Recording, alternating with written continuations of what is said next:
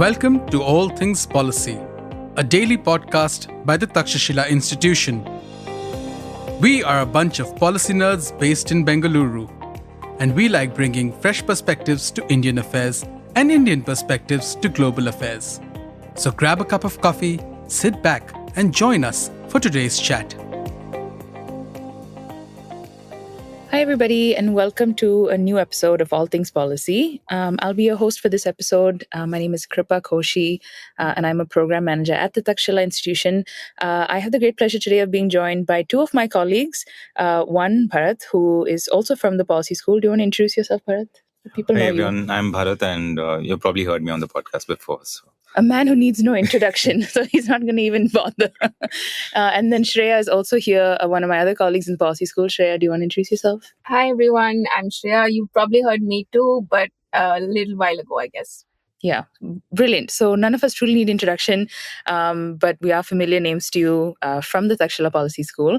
So I've roped in Bharath and Shreya, who very kindly agreed to join me in this discussion on a topic that I don't think has received too much attention on the podcast at the very least. So I thought it'd be nice for us to chat, and I consider them both smart people who have smart views, and so I thought this is a great fit for our conversation today. So today we're going to be discussing third spaces. And it was inspired actually by a presentation that Shreya did in the office a few months ago now. Many months back. Months ago. But that really stuck with me on the value of third spaces. I think for many people in the room, it was the first time hearing maybe a phrase like that. Right. So I can maybe define it a little bit and then we can jump right into conversation. So when we say third space, that implies there's a first and a second space. The first space is typically understood to be your home. The second space is typically the workspace. And then the third is supposed to be that typically is a public space that allows for you to have just be informal, have, free social interaction. I mean, the term itself was coined in the 80s by this American sociologist, Ray Oldenburg. And he put this down in a book called The Great Good Place.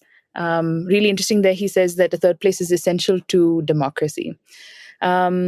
So a lot of the conversation around third places say that it promotes social cohesion. By having this physical space, it actually promotes this sense of community, allows for human connections to be made organically, and having an established space allows for those connections to be nurtured fairly well.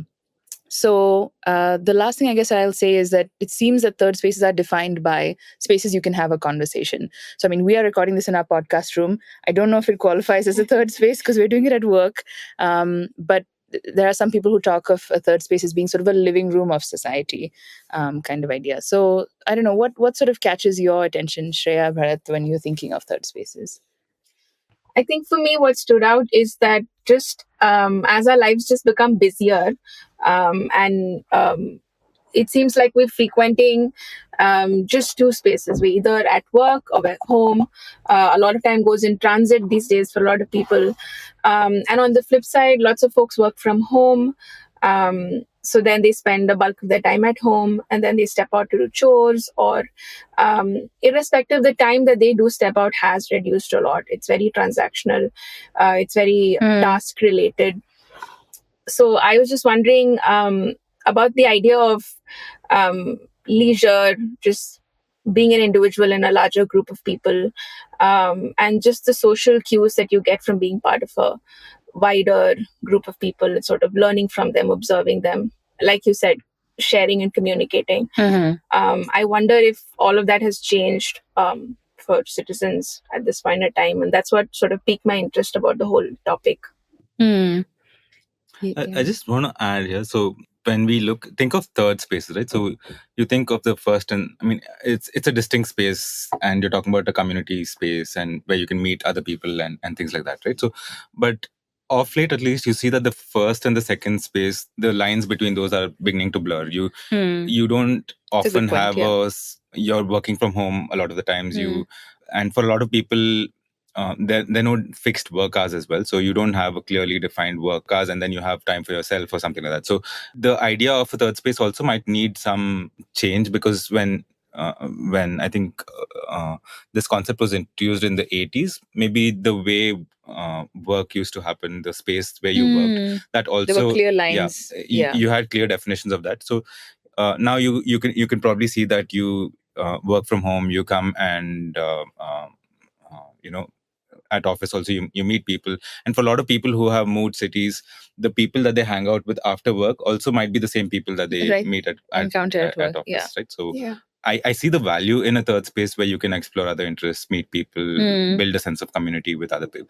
But you see a lot of changes in the way people approach these different spaces, and there might not be a clear distinction between those three spaces in today's life, especially after the pandemic, which brought about a very sudden change in how you define these spaces. Totally. And I think, the objective that you approach each of these spaces is not going to be so clear cut necessarily. Like you were just saying, Bharath, like you come into work and there is opportunity for a little bit of leisure, informal conversation that might not have anything to do with work. Similarly, at home, you're having conversations that are not just, how are you as a person? You're discussing what happened in my day. So your conversation centers around typically work-related things. So, it's interesting to say that there's this third space where, again, the nature.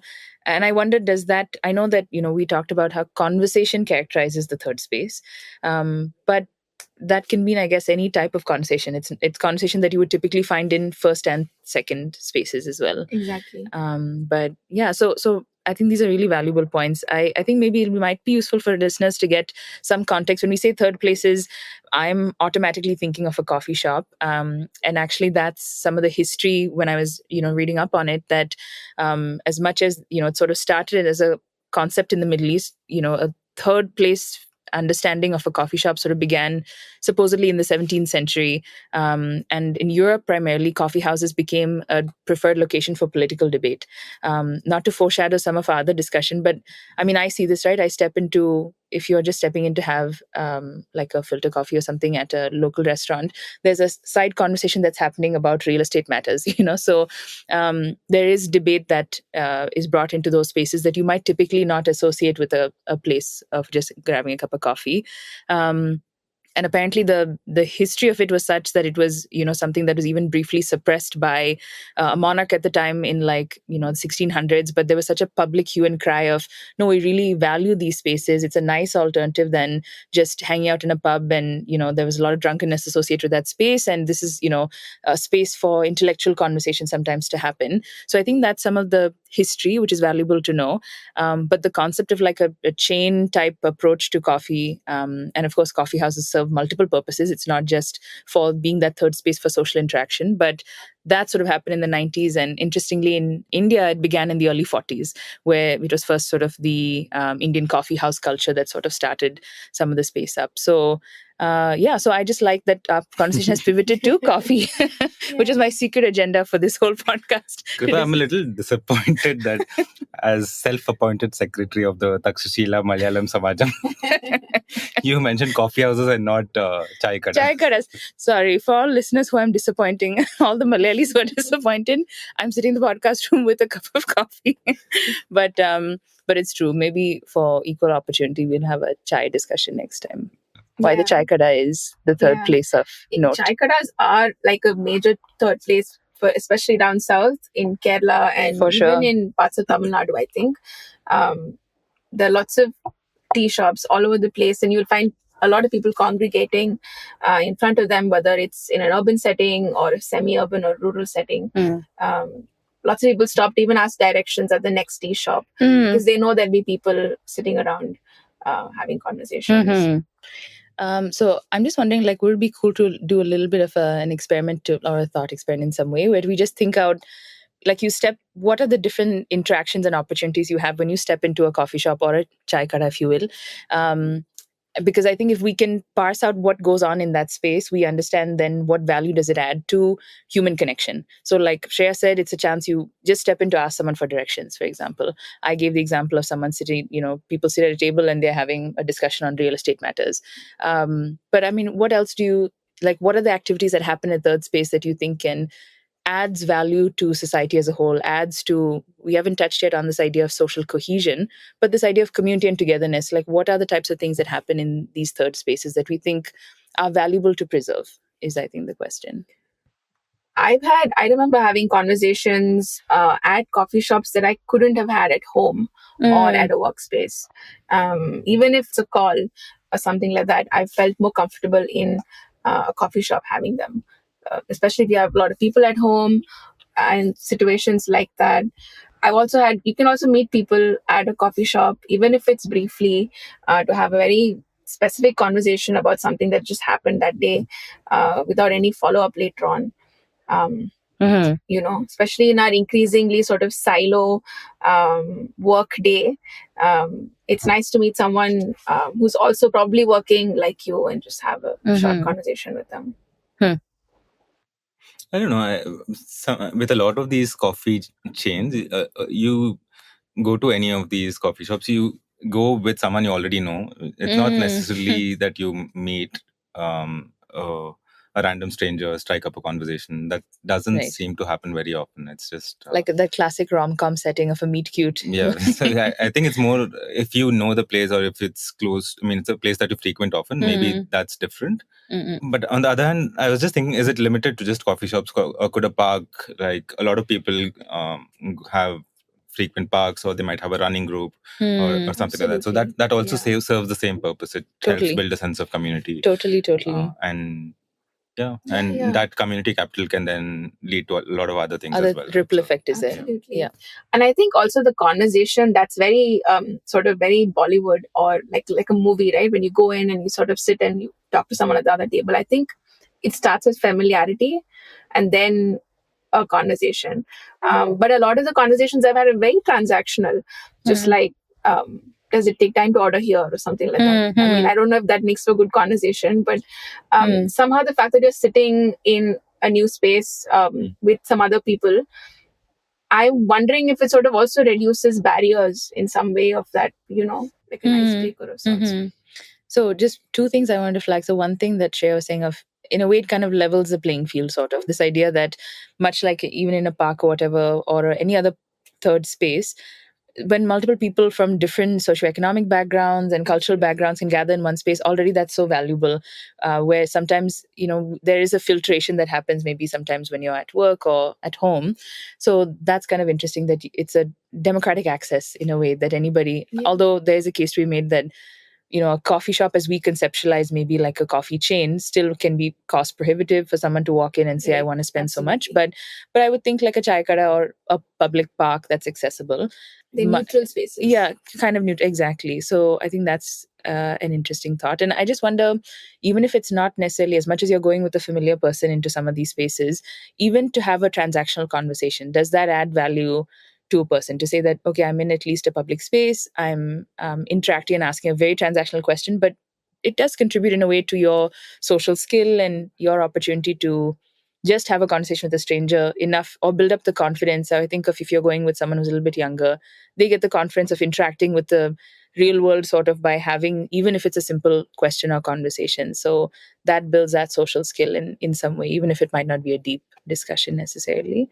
But yeah, so I think that's talking about social skills and how I think different people might have different needs from a social space. So a child might have something very different from what an adult would expect and what an older person would expect. So if you look at how these spaces are designed, are they available in close proximity to where you stay or where you work?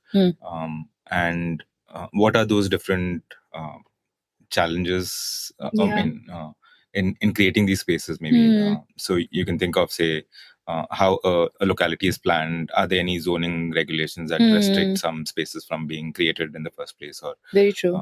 And if a child has to go out and play, and a child is young enough that a parent has to accompany them, maybe you need something where they can play while the parent is watching over them and grab a cup of coffee and sit or something like that. So a lot of thought needs to be put into how these spaces are designed, and correct, based on the objectives they're trying to serve.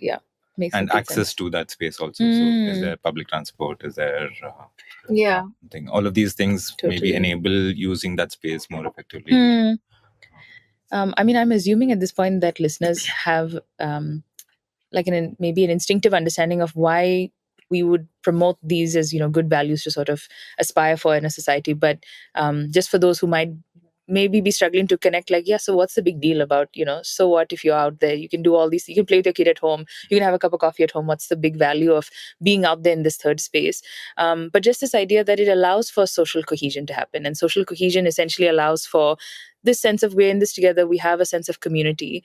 Research shows that social cohesion actually leads to societies that are healthier, they're resilient to when an external shock hits, and even Anupam will be happy to hear this, experience greater economic growth. So social cohesion actually allows for some of, like we were saying earlier, barriers to be broken down, allows for an interaction that allows people to interact in the world in a different way, that they pick up different, skills as well. So, but yeah, just to explicitly flag that, why do we think that social cohesion is an important objective to aspire for as a society? Yeah. You were saying something, Shreya. Yeah, I think for a lot of individuals, depending on the skill you're building, having people around you doing the same thing is extremely helpful. I think the concept is a transferable confidence, in that if you're skateboarding, or if you're learning to climb, or if you're learning to swim, just being in a space where there are other people also learning to do the same thing, and some of them doing it better than you, some of them getting there along with you, just sort of reminds you of the fact that you're all learning. And conversations also become around building that skill, and so this tends to have a positive effect on people, and sort of long term it also helps them build self-perception in more positive ways, more efficient, effective ways, and it really sort of helps building confidence in general. Because specific context applies, it has to be a space that's not very competitive, where you're pitted against each other. It has to be a space that lets you learn at your own pace, and which is why skateboarding and all of that sort of really has you falling down a lot, or sort of learning in a really messy way, helps to learn with the group, so you can see other people falling down and then you fall down. It's just a very valuable experience for new learners.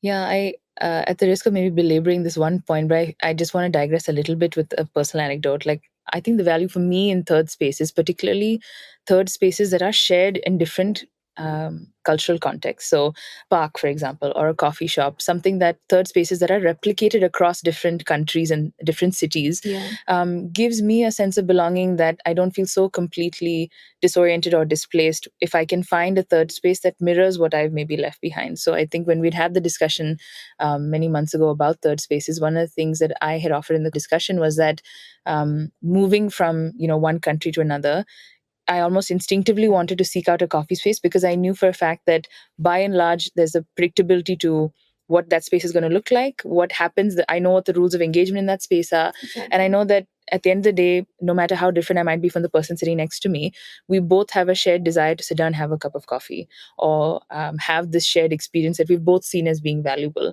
And I've been able to have an interaction with, whether it's the barista or the uncle who's running the chai kada. Like, there's an opportunity at least for some interaction in that way that makes me feel less alone in that experience, or less alone in that space, maybe. Yeah. So it's something people can take with them throughout their lives. If you've had experiences in a specific type of third place, you can look for that in other parts of the world as well, and sort of not feel alone, or get your needs met in some way or the other.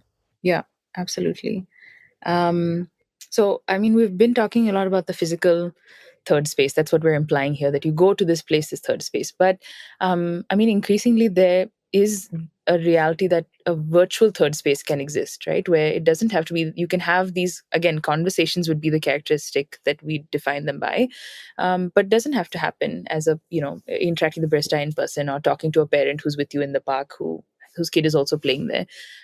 So I thought that'd be kind of cool to discuss a little bit. Like, do you think that a virtual third space, so in my mind, I'm thinking of like an online discussion forum or a subreddit, that could also perhaps, I don't know, I'm looking to Bharath, who might know more about some of this stuff than I might, but I don't know, what both of you, I'd love to kind of hear your thoughts. Like, do you think that some of the values that we've been attributing to physical third spaces, do you think they hold true for the virtual third space?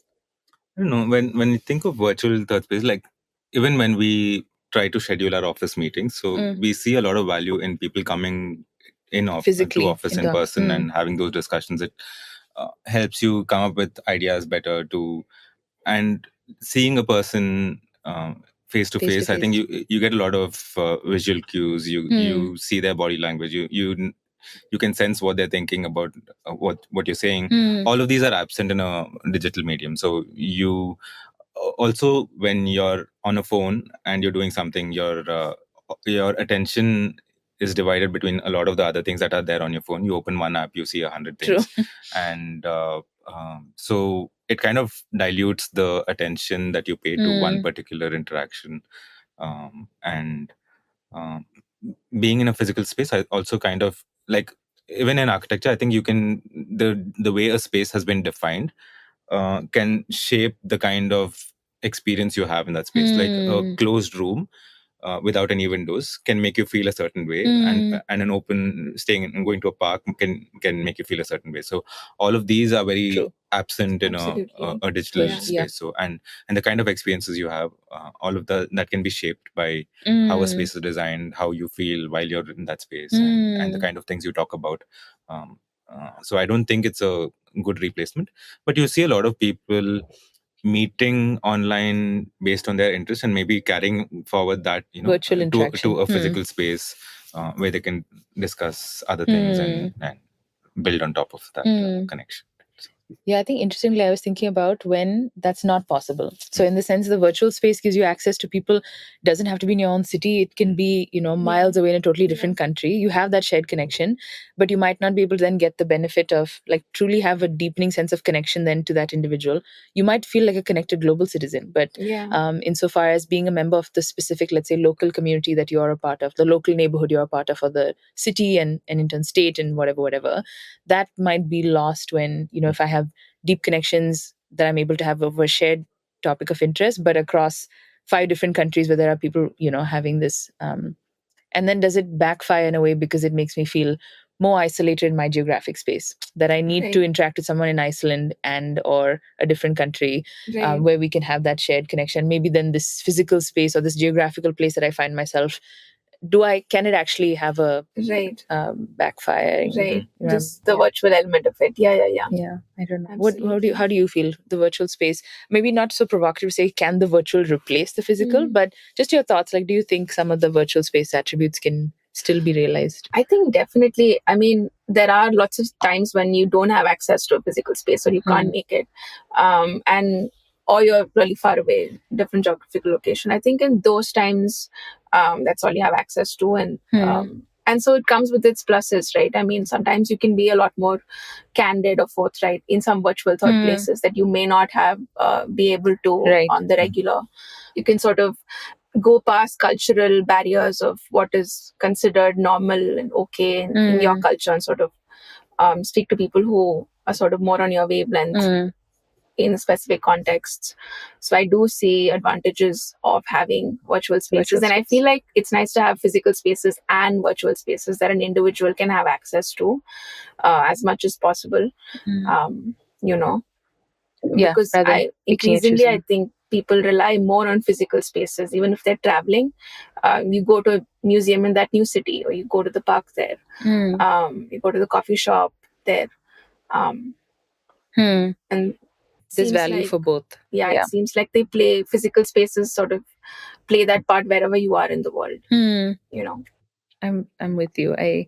So I think one other thing I want to discuss a little bit, moving on slightly from this, is, I mean, we've broadly been talking about third spaces, virtual versus physical, and but this understanding as though third spaces are, in fact, the purpose that it serves and the objective that it has is identical across cultural contexts.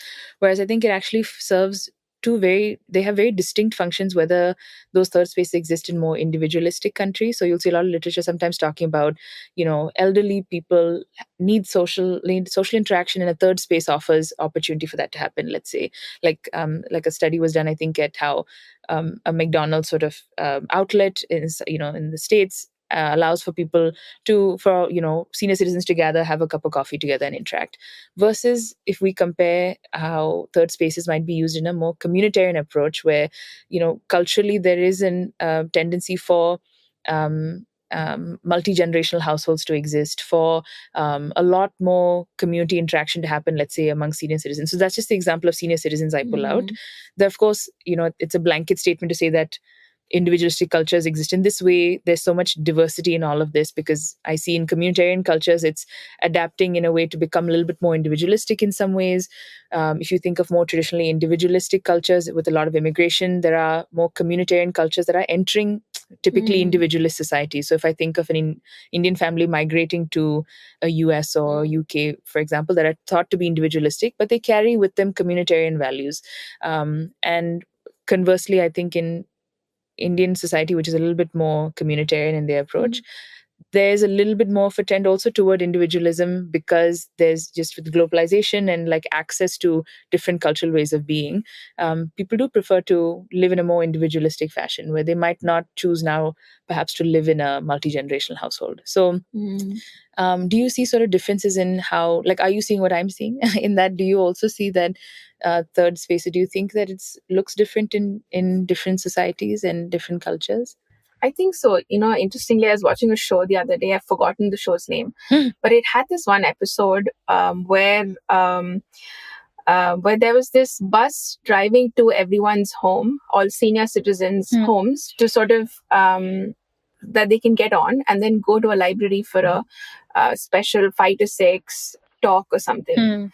And that's so unheard of, I think, where we are. And these people also had come to expect the bus at that time. So they knew every day at 5 p.m. this bus comes, I can get on it, and then we will go. It's a private bus. I think it's run by the library or the community.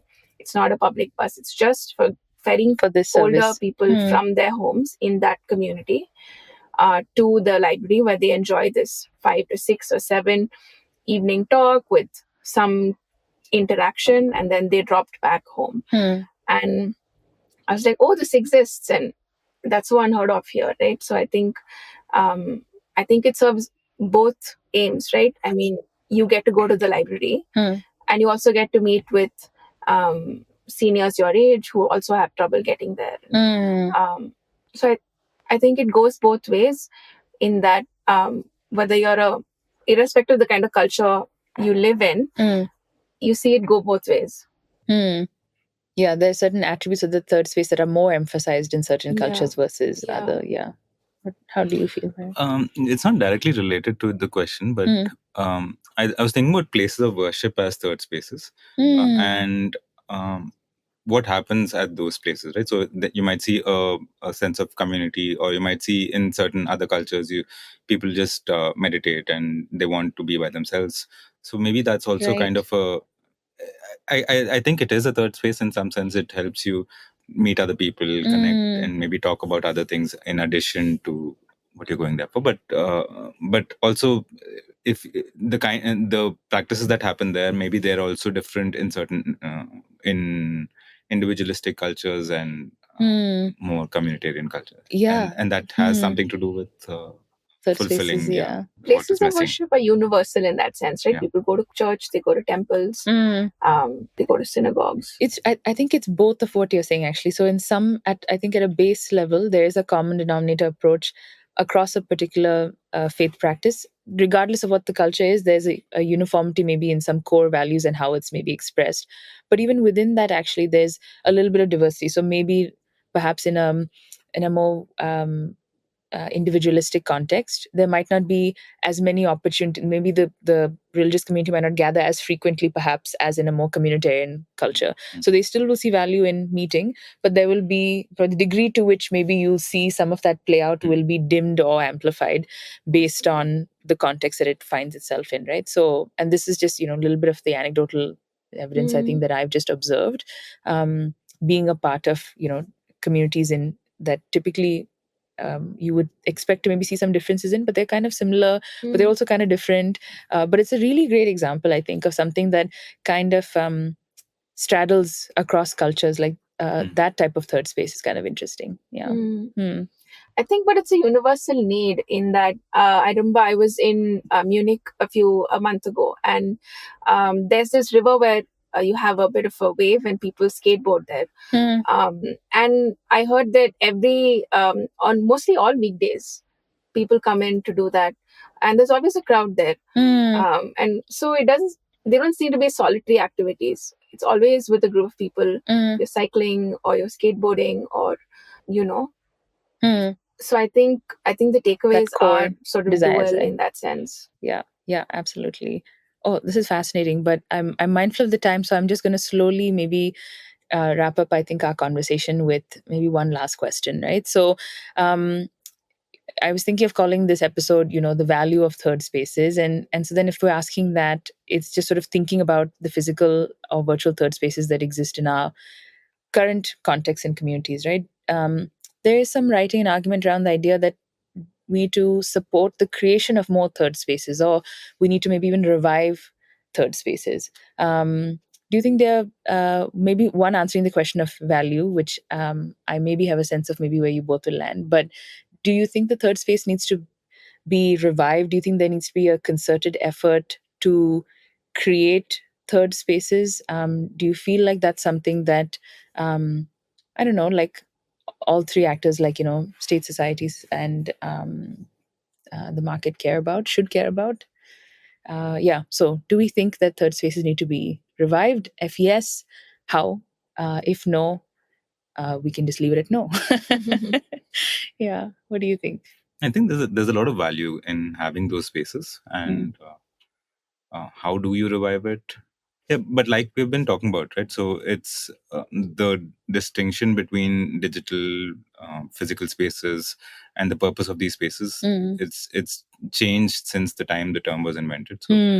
So you might not have purely one space that serves a specific purpose, but you can. How do you revive it? I think it needs a lot of community initiative to And actually buy-in. and buy-in to actually participate, go and meet people outside your regular the people that you interact with every day. So I think the community initiative is more than from the other from markets or from government. But yeah, Shreya can chip in. Yeah, also just like you've read in the news, right? A lot of our lakefronts or river fronts are so polluted with lots of garbage. And you'll find access to certain third spaces also compromised in that you won't have footpaths or roads are not laid well in those areas. So there are safety concerns, accessibility concerns, and especially if it's in ruin, those aren't really third spaces you can go to and frequent on a regular basis. You're not going to get any of those. You're not going to be the benefits able of that are not accessible. Sort of be present in those spaces.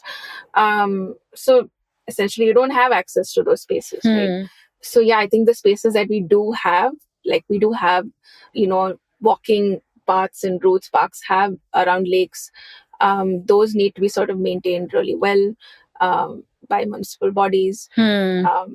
And we also do have access to private third spaces too that people can frequent. Of course, those aren't equitable in that not everyone has access to them, but those have also sort of come to offset some of the gap that communities face, and that you have like board game and puzzle spaces. There are also coffee shops, and you have all of these coming up.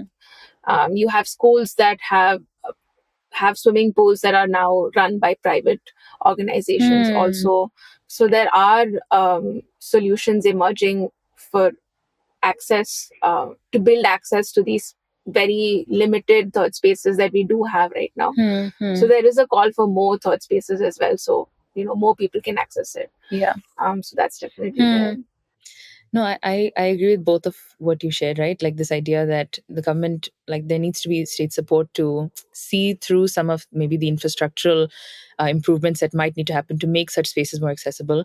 At the same time, there's no point in making the space accessible if there isn't a community that has bought into the value of such a space.